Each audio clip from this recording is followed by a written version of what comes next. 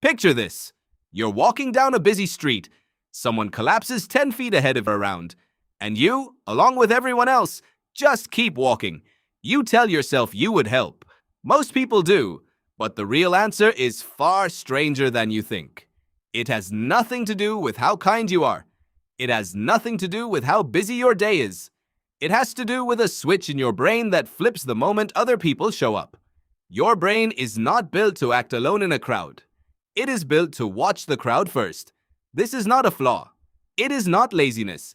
It is a survival mechanism so old and so automatic that you have almost no control over it once it starts. So what actually happens in your head the moment a stranger needs help? In March of 1964, a young woman named Kitty Genovese was attacked outside her apartment building in New York City. Newspapers reported that dozens of neighbors heard her cries and did nothing. The story spread fast. The public was horrified. How could so many people listen to someone in danger and stay silent? Two psychologists became obsessed with that question. Their names were John Darley and Biblatani. They did not believe the neighbors were monsters. They believed something else was going on, something built into the architecture of the human mind. So they built an experiment to test it. They put a single person in a room with a speaker and told them they were having a discussion with other participants over an intercom. Partway through, one of the voices on the intercom began having what sounded like a seizure.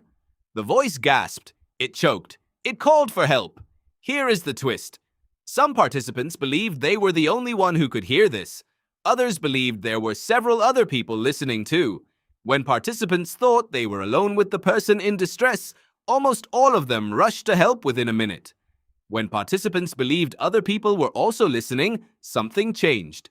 Many of them did nothing. Some sat through the entire recording without ever leaving the room. The presence of other people did not double the chance of help. It cut it in half, sometimes more. Darley and Letonnet called this diffusion of responsibility. Your brain quietly does the math. If 5 people could help, the responsibility for helping splits 5 ways. You feel less personally obligated. Everyone does. And so the responsibility doesn't get divided. It evaporates. But there is a second mechanism at work, and it is even sneakier. Psychologist Biblatani ran a follow-up study with Judith Rodin in 1969. They staged a woman appearing to fall and cry out in pain behind a curtain. When a person was alone, they helped almost every time, usually within seconds. When 2 strangers were placed in the room together, something odd happened. Each person glanced at the other. Neither moved. Neither wanted to overreact to something that might not be an emergency. So each one watched the other's face for a cue. And here is the cruel irony. Calm faces look calm even when the mind behind them is screaming internally. So each person saw the other's frozen, neutral expression and concluded, I guess this isn't actually an emergency. Meanwhile, the other person was thinking the exact same thing. Researchers call this social proof. Your brain treats other people's reactions as information. If nobody else looks alarmed, your brain assumes there is nothing to be alarmed about. You are not cold-hearted. You are reading the room. The room is just lying to you. Put those 2 mechanisms together, and you get what we now call the bystander effect. The more witnesses there are to an emergency, the less likely any single one of them is to step in. For decades, people assumed this only applied to dramatic emergencies, collapses, attacks, accidents on the street. Then in 2011, a researcher named Peter Fisher led a massive analysis combining data from more than 7,000 participants across dozens of studies. He found the effect held true across almost every kind of situation. Online comment sections, office meetings, group chats, anywhere a person could silently assume someone else would step up first. Why would evolution wire your brain this way? It seems backwards. Shouldn't more people around mean more safety, more help, more eyes watching out for each other? Here is the strange part. For most of human history, you did not live around strangers. You lived in small bands of 15 to 50 people, almost all of whom you knew by name, voice, and face. In that world, every single person who saw you in distress had a personal relationship to protect. Letting you suffer carried social cost. Reputation mattered. Everyone watched everyone. Diffusion of responsibility barely existed back then, because there was no anonymity to hide inside. Your ancestors evolved instincts for accountability among the known, not for emergencies among strangers. Modern cities, crowded subways, and online crowds full of faceless onlookers are a completely new environment that your ancient wiring was never built to handle.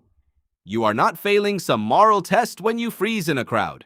You are running software designed for a 40-person village, deployed inside a city of 9 million strangers. This is also why some of the simplest interventions work so well. Researchers have found that if a victim points directly at one specific bystander and says, "You, in the blue jacket, call an ambulance," that diffusion collapses instantly. The responsibility is no longer shared among a faceless group. It belongs to one named, identified person, and that person almost always acts. That single discovery has changed how emergency responders, teachers, and even flight attendants are trained to ask for help in a crisis. Never shout, "Somebody help." Always point.